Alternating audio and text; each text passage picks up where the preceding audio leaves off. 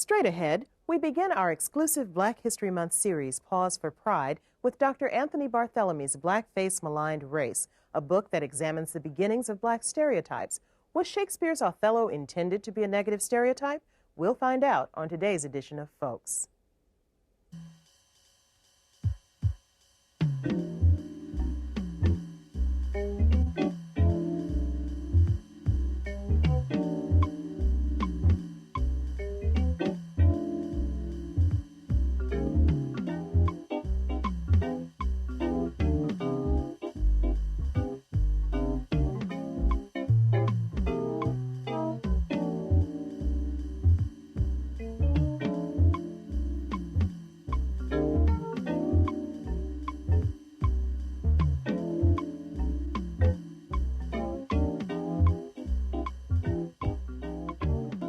Hello, everyone, and welcome to Folks. I'm Sonya Masingale.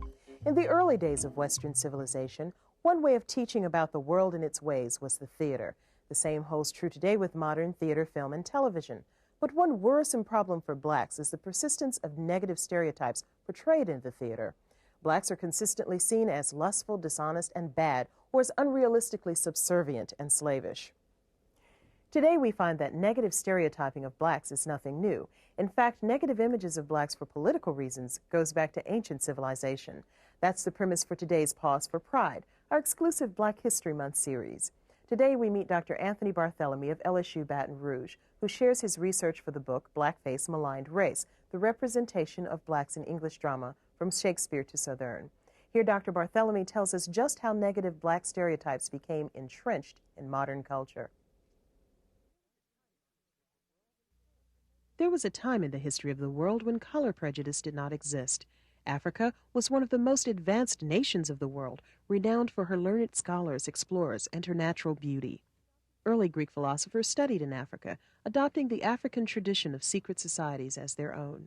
The foundation of modern medicine had its beginnings in Africa, as well as all Judeo-Christian religion. Sometime around the beginnings of Christianity, color prejudice began. In ancient Rome, for instance, there were phrases that said if it's black, it's bad. Black was the color of bad luck. Black was the color of evil. As far back as in ancient Greece, for instance, the Trojans accepted help from the Ethiopians in their war against Greece, and it was seen that accepting help from the Ethiopians was a sign of bad luck, that they were cursed for accepting the help of the Ethiopians. The word more itself comes from a Greek word, moros, that means black. So that there is that tradition, but combined with that tradition, there's the Christian tradition that goes all the way back to the Song of Songs and I'm black but comely. That sentence that everybody knows from the Song of Solomon says that even though I am black, I am still beautiful, asserting a kind of exception there, that somehow if you're black, you have to be ugly. Some of the oldest existing images of blacks as negative are Christian icons.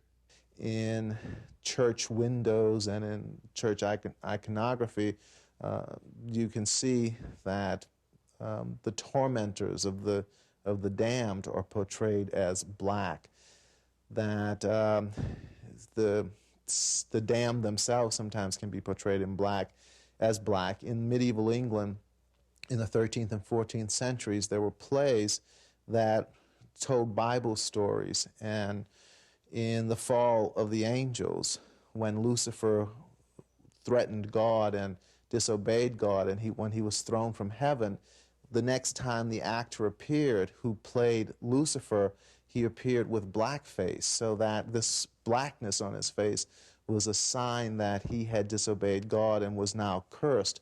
And when the English saw Africans for the first time in the 16th century, they looked at these black people and they had already a received tradition that said these people must be the devil. The idea of blacks as evil because of their color persisted well into the medieval years in Europe. The Moor or blackamoor was an early English term used uniformly to describe people of color.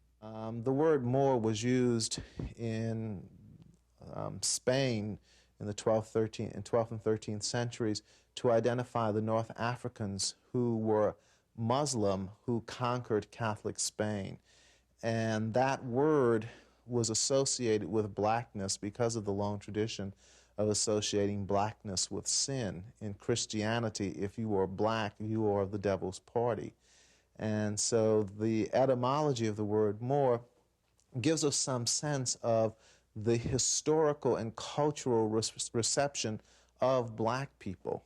And that was one of the things that I wanted to demonstrate in the book, was that there is an ancient tradition of maligning black people for political reasons. And that's clearly the Spanish wanting to get rid of their North African occupiers. And if they could make their North African occupiers look like they were of the devil's party, it would inflame partisan politics, and that the Spanish would continually be able to raise armies to fight against the Moors. How does the character of the Moor, or blacks in Shakespearean drama, impact the images that we see now on the stage, on television, and in film? Well, Othello perhaps is the most important dramatic representation of a black person in Western culture, certainly in English-speaking culture, until the rain hands berries raisin in the sun. I don't think that white America or England or white English-speaking people saw a black character who possessed any positive traits until they saw the rain hands berries raisin in the sun.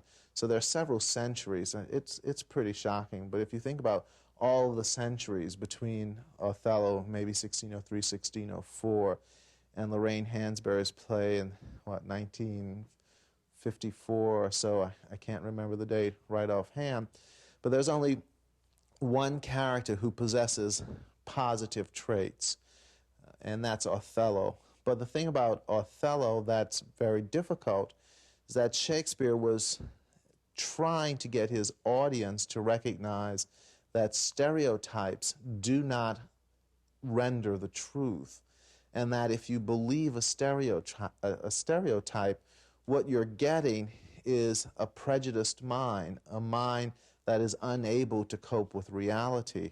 Here, two actors give a dramatic interpretation of Shakespeare's Othello. Indeed? Aye, indeed. Discernest thou aught in that? Is he not honest? Honest, my lord? Honest? Aye, honest.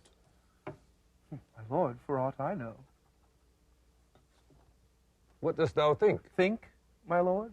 Think, my lord? By heavens, he echoes me as though there was some monster in his thought, too hideous to be shown.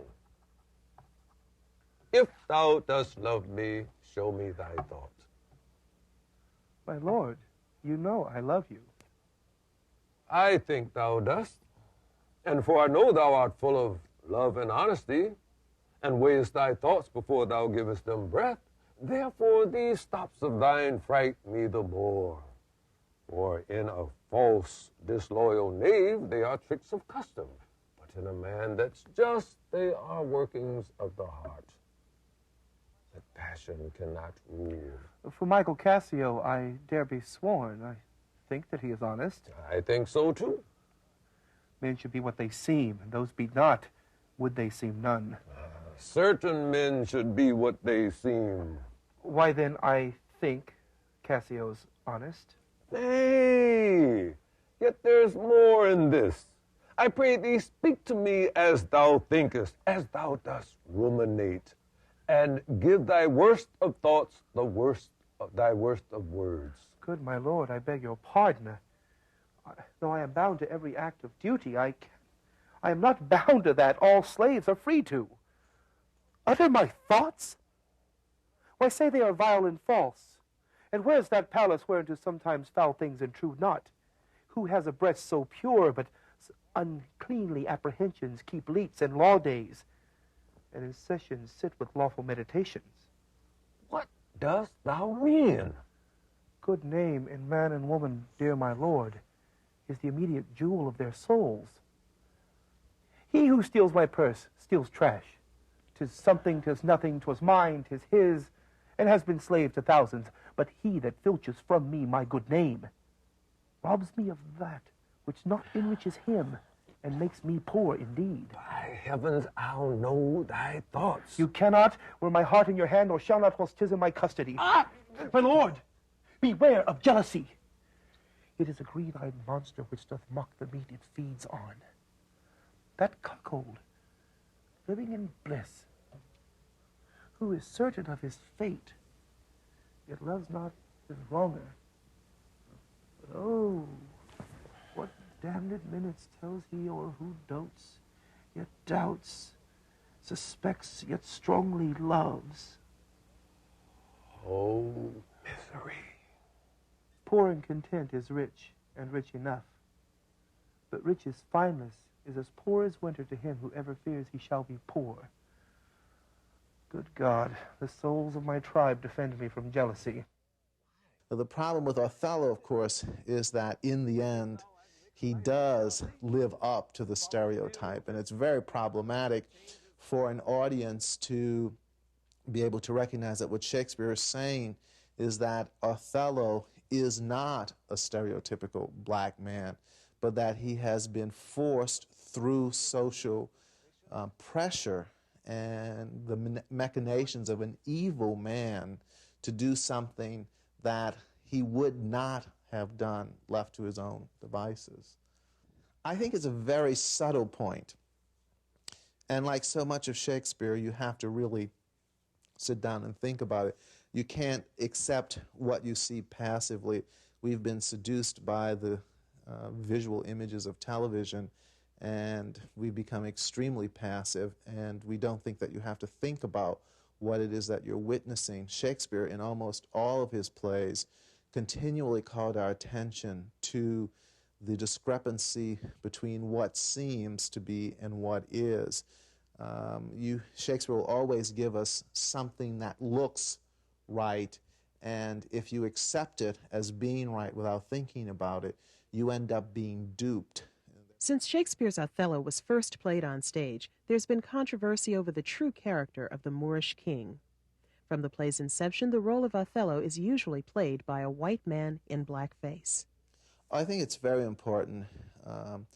If men still played women in the theater, you would hear the riotous and justly riotous yells of feminists who would say that what you were getting is the representation of women by men, and men were saying, this is the way I think a woman ought to behave. In doing Othello, when a white man puts makeup on his face, he is telling us, well, this is the way that I think a black man must behave or ought to behave or would behave in those circumstances.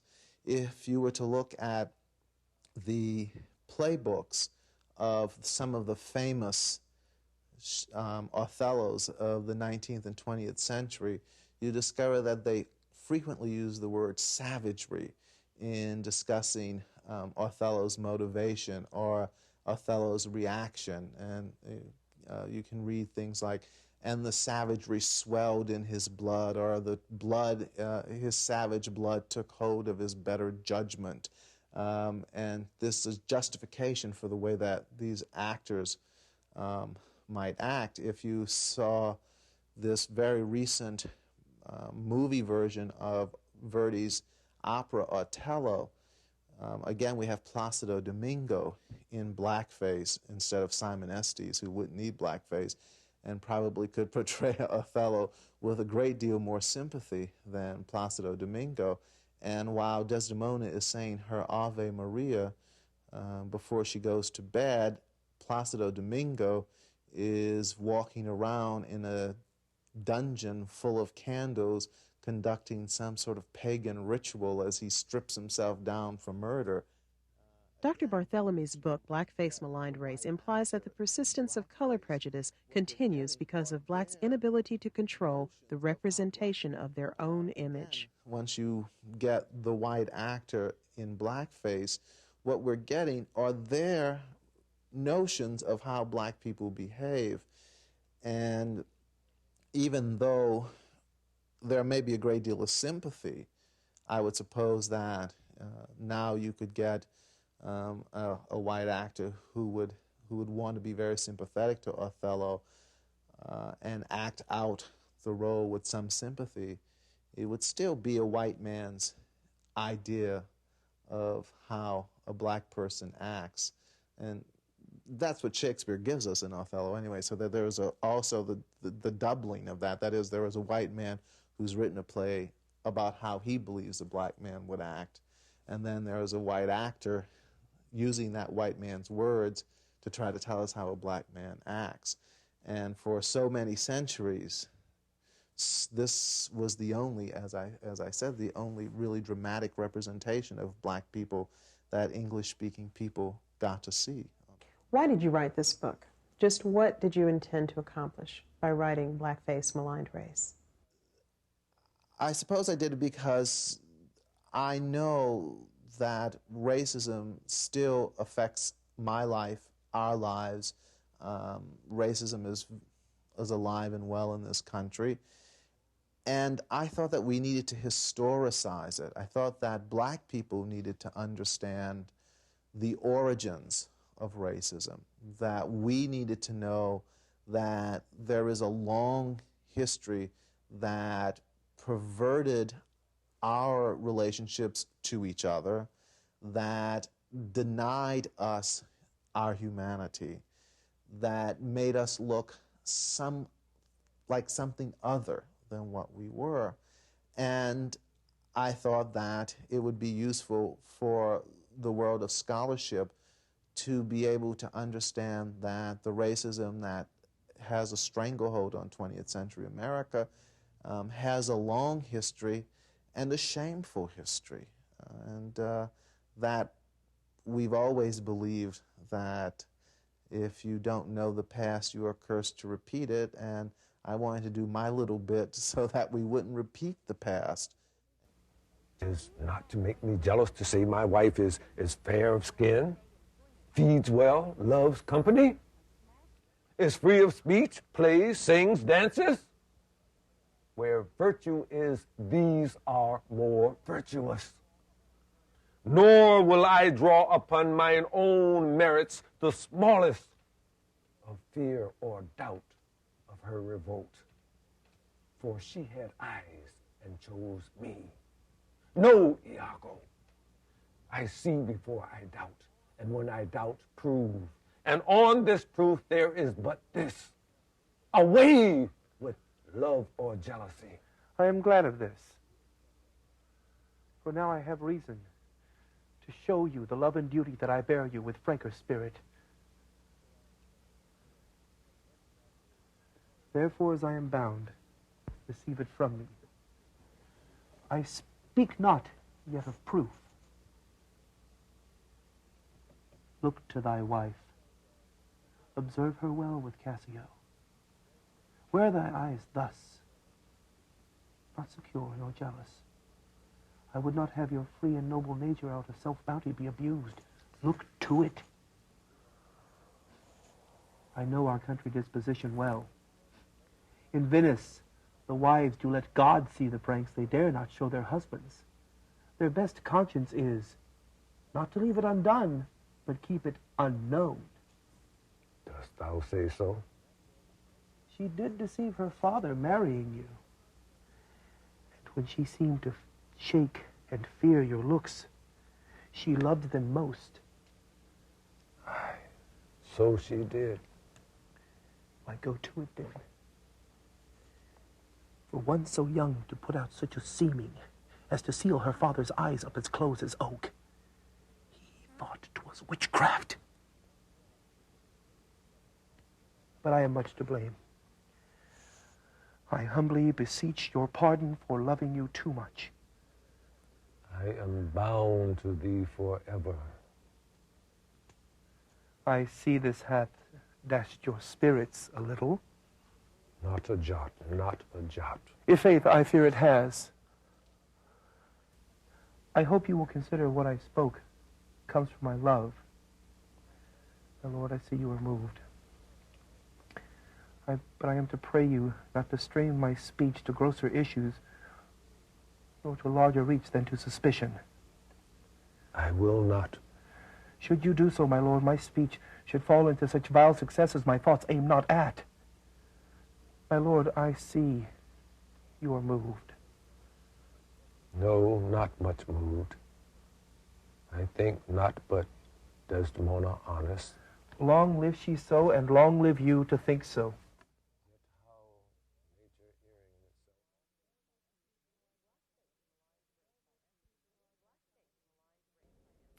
Blackface, Maligned Race by Anthony Gerard Barthelemy is available through the Louisiana State University Press. For those of you familiar with the Barthelemy name, Anthony Barthelemy is the youngest brother of Mayor Sidney Barthelemy of New Orleans. And we'd like to say a special thank you to Dr. Femi Yuba, artist in residence at LSU, for arranging the dramatic interpretation of Shakespeare's Othello. Now we close today's program with music from the Folks Archives. Here performing music from the French West African country of Senegal is Arfan Koyate and his wife Penda, Diabete.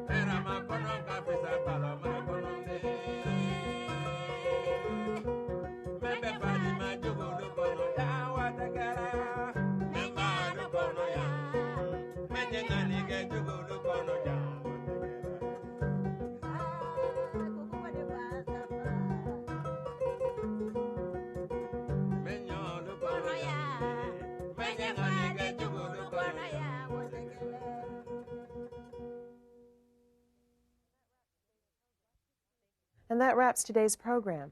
Thank you for joining us. Remember, Black history is an important part of our daily lives, not just 1 month a year. We'll see you next week on Folks. Bye-bye.